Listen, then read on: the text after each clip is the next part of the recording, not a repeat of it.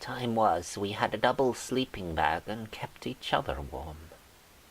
Now winter worms its way to the bone, and we lie side by side like swaddled slugs, him still buttoned up to his Adam's apple.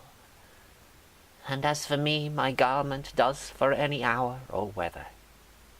You tell me, is that a switch of leather he uses to keep my distaff raised and spindle working when my eyelids droop? Is his left arm poised to strike, or does he have a loop of twine about his hand, winding it in rhythm with my own? He is broken. It shall not be known, not until judgment. We had ways more meet than spinning to keep away the cold. Now we stay up half the night, separate, upright, old.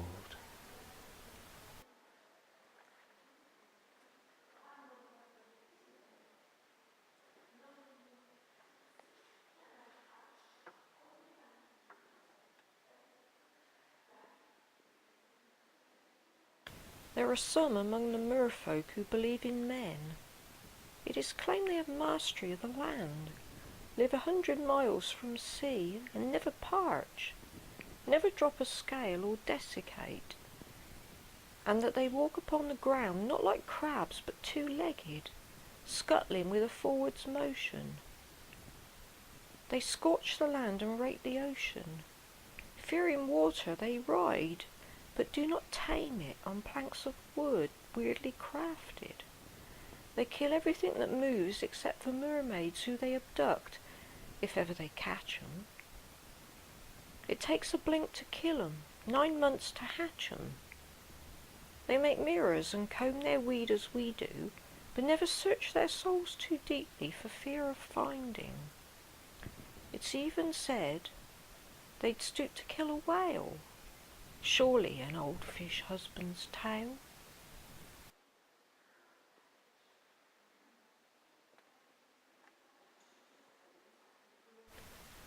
Lady Godiva rides on a stag, bereft of a horse and wanting a shag, not from a man, mere object of scorn.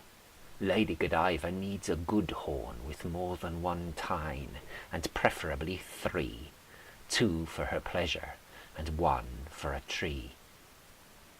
Lady Godiva is calm and aloof, you need not apply without cloven hoof.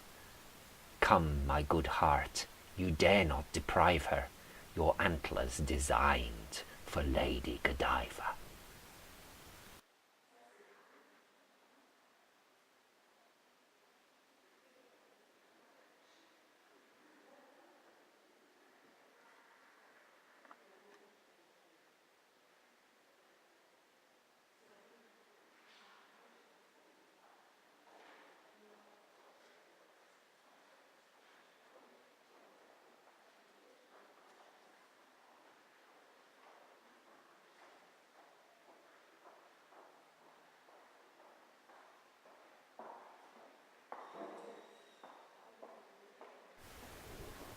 To peel off an identity and sling it on a hook, like a snake slewing skin or the flyleaf of a book folded over, disregarded at the end of an act, discarding a fiction and putting on a fact, is an awful metamorphosis from seedling into germ, grimly receding from butterfly to worm.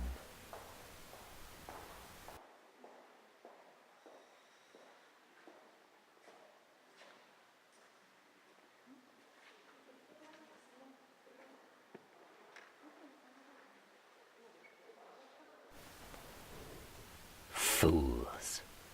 To think that I am any the less potent for being sawn off. Face up to it. You'll only fail in efforts to curtail my majesty. You'll come fawning back when you need favours. Flog yourself. Pray for some portent. Flay flesh. Bag my effigy in a basket. I forget nothing. I can hear your heart fluttering. I know you're only saving face.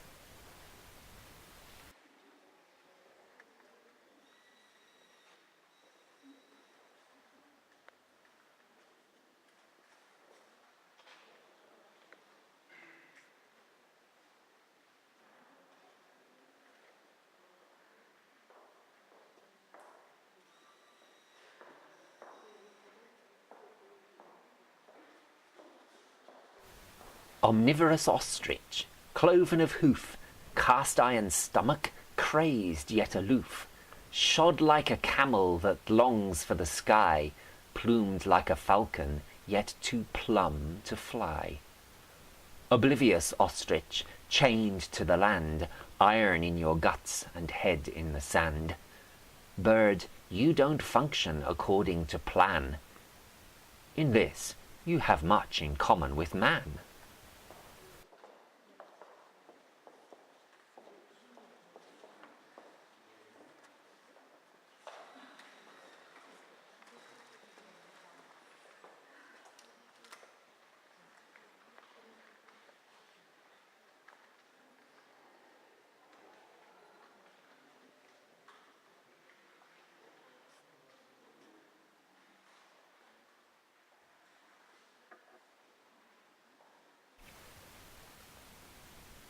Honour is harder for the fair to maintain, though to me it always seemed strange to set such store by a thin membrane.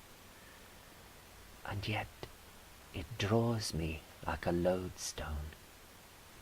Virginity bids me lean my head upon her lap and think of nothing. This one is loathsome in her aspect.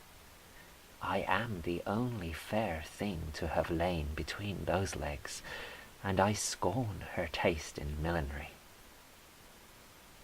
No doubt such lack of panache is why she's still intact, and so my cloven tracks lead here, and then leave off. His spear brings out blood and water, a brutal night, and his ugly virgin daughter. The pea's the thing, wherein I'll scry my own prognosis. I dare not blench, but I must face it. Thrombosis, embolism, imbalance of one or other humour, spasms, syphilis, some tumid tumour. Besides which, I have lately quaffed ale, and not a little, so I must needs die of pain, or otherwise take a pittle.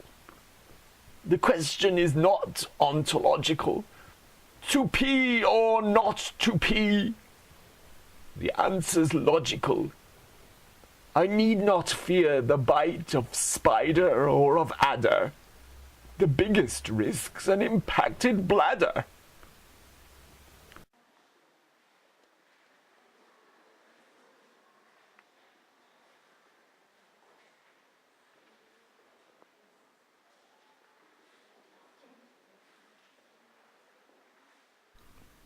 When first they came to birth, and were chained to flesh and earth, they envied the brave rat and the hearing of the bat.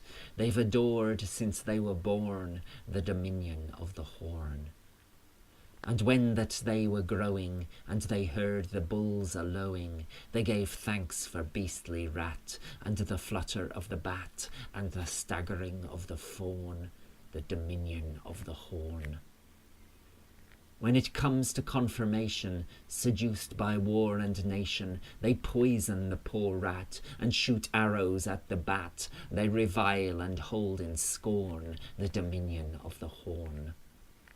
And when they are ordained, and the ways of state ingrained, they vilify the rat, and they crucify the bat, and call us Satan's spawn, the dominion of the horn.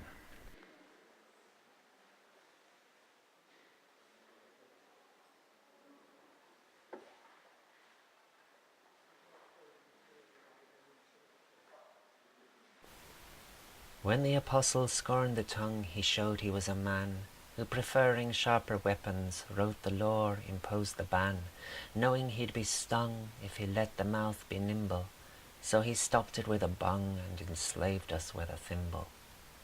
So now he sits at home, indomitable, idle, and I never will be done with champing on his bridle. He's only satisfied with something in my mouth.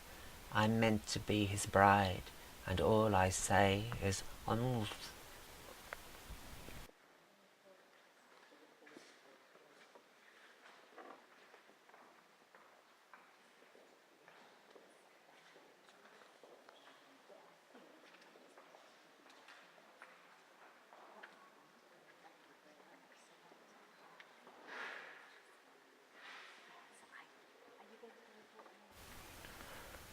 You've got to see it from a dog's perspective, or it all looks perfectly preposterous.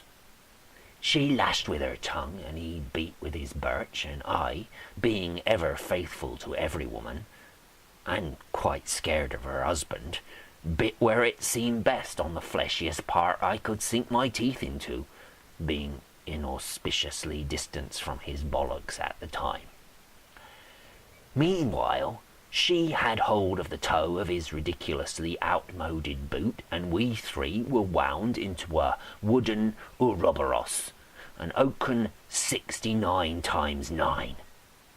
Peace, the charm's wound up. It is a respectable marriage, and shall be so, as long as the hound shall live. Muff.